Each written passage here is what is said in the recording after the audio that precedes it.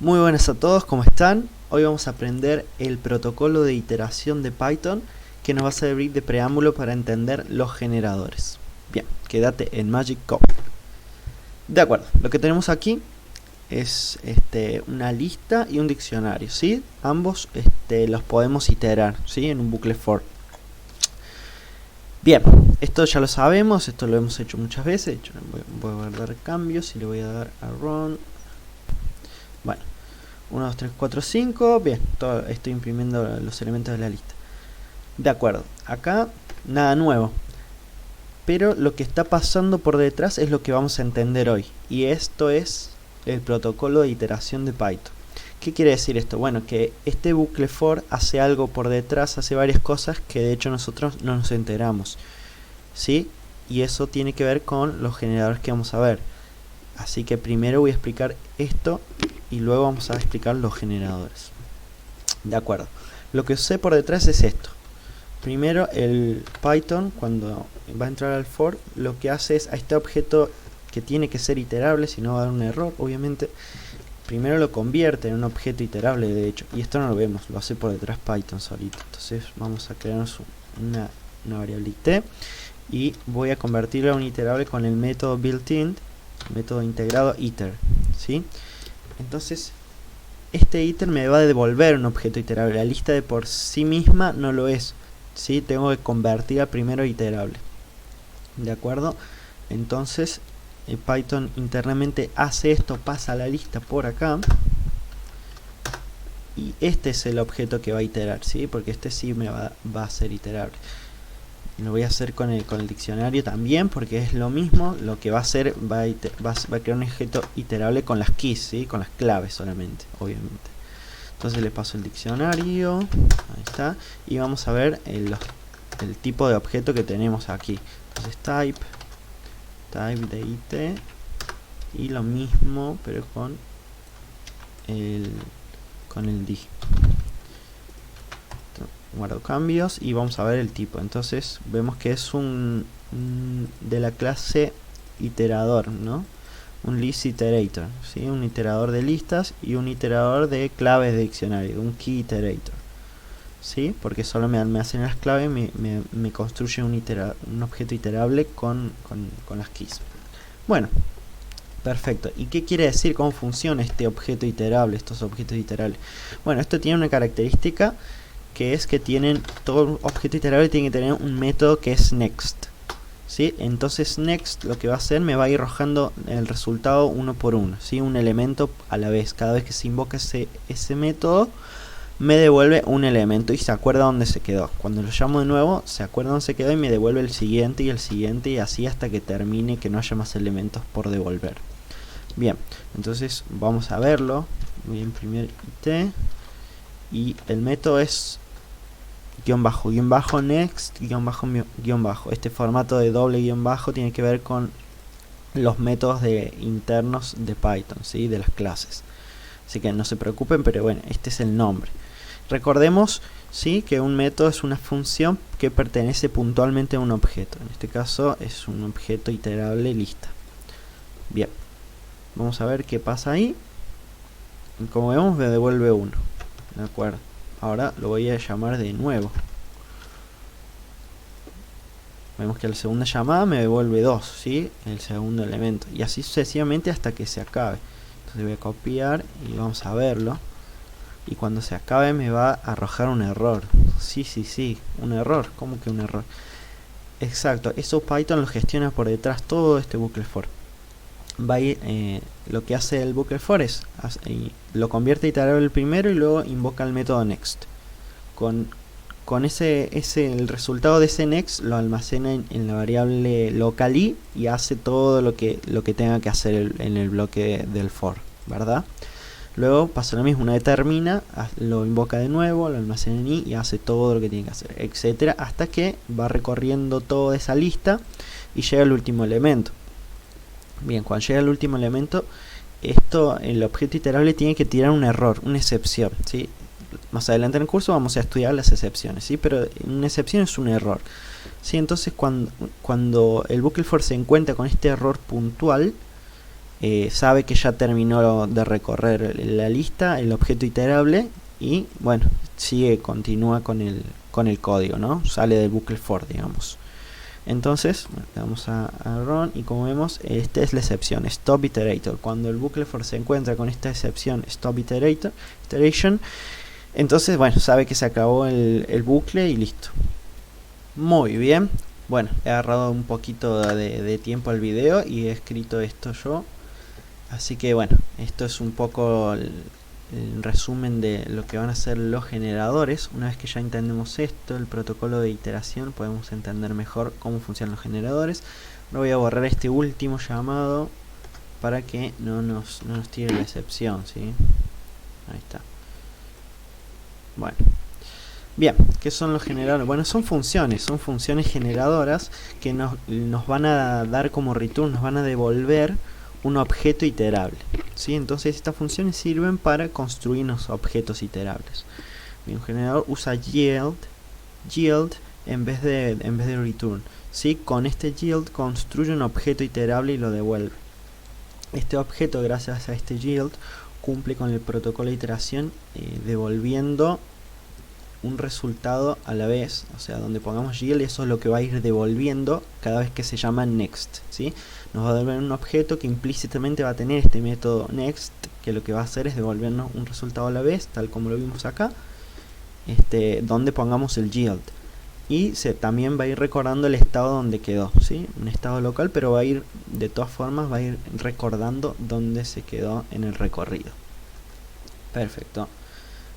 Bien, cabe destacar otra cosita, que no es necesario poner este método así, porque tenemos un built-in que lo invoca implícitamente, que es next, ¿sí? Entonces next pasamos con parámetro el objeto iterable y va a hacer lo mismo, va a invocar este método next. Entonces es lo mismo, pero tenemos estas dos formas de hacerlo, ¿no? Perfecto. Bueno, dicho eso, vamos a continuar con los generadores. Entonces me voy a crear mi primera función generadora, que va a ser cuadrado. Y va a recibir un número. Y voy a hacer for i in range. Range también devuelve un iterable, ¿de acuerdo? Y n yield y elevado al cuadrado. Bien, perfecto. Si quieren podemos ver el tipo de esta función. Entonces type cuadrado, guardo cambios y ven que es una función, simplemente es una función más, pero con yield me va a hacer que me devuelva un objeto iterable. Y le borré. Bueno, entonces voy a hacer bueno, como es un objeto iterable, puedo poner el resultado de esta función en un bucle for. Por ejemplo, in cuadrado 5, rango de 5, print, y le voy a pasar un parámetro end. Esto se puede hacer en los bucles, en los print, ¿sí? Podemos pasar un parámetro end, que es al final de cada print, de cada impresión, me puedo hacerle algo que se va a poner al final de todos los elementos, ¿no? Que se impriman. En este caso le voy a poner los dos puntos. Y aquí vemos, ¿ven? 0, 1, 4, 9 y 16. Perfecto, entonces vemos como esto me ha arrojado un objeto iterable que lo puedo pasar en el for. Pero para verlo más claro lo voy a almacenar en X. Voy a crear una variable X que me almacene ese objeto que me da como resultado esta función generadora. Bien, para verlo un poco más dinámicamente y para variar un poco también, vamos a usar la consola de Python, sesión interactiva, y lo que vamos a hacer es importar esta variable X, generadores, from generadores import X. Bueno, cuando importe el módulo se va a ejecutar todo lo que hicimos en print, así que no se preocupen, pero ya lo tenemos importada a X. Y luego vamos a ver cómo es iterable. Por ejemplo, vamos a ponerlo en next. Vamos a ver cómo sí cumple con el protocolo de iteración. Entonces me devolvió 0. Lo voy a repetir, me devuelve 1. Lo voy a hacer de la otra forma, explícitamente llamando al método next. 4, 9, 16 y la excepción, ¿no? Stop iteration. Perfecto, entonces cumple perfectamente con el protocolo de iteración. Es por eso que estas funciones generadoras nos devuelven un objeto iterable. Ok, bueno, aquí he escrito otra cosita más, que es un poco la explicación. ¿Para qué usar los generadores? Bueno, los generadores pueden ser mejores en términos de uso de memoria. ¿Por qué es esto? Porque, por ejemplo, en grandes secuencias de datos, quizá no queremos obtener todos los elementos de una sola vez, porque a lo mejor nos ocupa muchísima memoria, ¿sí? Entonces con los generadores puedo ir haciendo uso de un ítem a la vez, entonces no están todos los ítems almacenados al mismo tiempo en la memoria. Si se entiende, cuando yo hago una lista, todos los resultados van sí o sí a la memoria, tienen que estar todos creados. Con el generador puedo hacer que no estén todos creados, sino ir recorriendo a medida que yo necesite. Bien, esto me da un mejor uso de la memoria y puede también de la misma forma mejorar performance, ¿no? en grandes programas. Muy bien, vamos a ver otra forma de crear un generador que es análogo a las listas, a la compresión de listas, ¿se acuerdan? Bueno, esto se llama una expresión de generador. Entonces voy a poner expression generador, todo acotado. Y bueno, ¿se acuerdan que yo puedo crear una lista por compresión? Por ejemplo, haciendo esto: for x in range 10. Claro, ahí me crea una lista. Entonces voy a imprimir el type y expression general. Bien, esto ya lo conocemos. Vamos a darle a run y tenemos una clase lista. De acuerdo. Bueno, con esta misma sintaxis puedo crear objetos generadores, simplemente sacando las llaves y poniendo todo entre paréntesis. Así de simple. Y ahora, me estoy creando un generador. Class generator. Perfecto. Entonces esto es exactamente lo mismo. De hecho, fíjense que yo podría con este generador armar una lista, como pasándolo como argumento a la función built-in list, ¿no? que me construye una lista. Entonces lo que voy a hacer por aquí abajito es simplemente crearme L y decir list, el método integrado list, y le paso como argumento un objeto iterable. Esto lo que hace es recorrer ese objeto iterable y forzarlo a escupir todos los resultados y recorrerlo y almacenar todo por posición, creándonos nuestras listas, nuestros objetos secuenciales que ya hemos visto tantas veces, ¿no? Entonces esto lo que va a hacer es crearme una lista con ese objeto iterable, y aquí lo tenemos.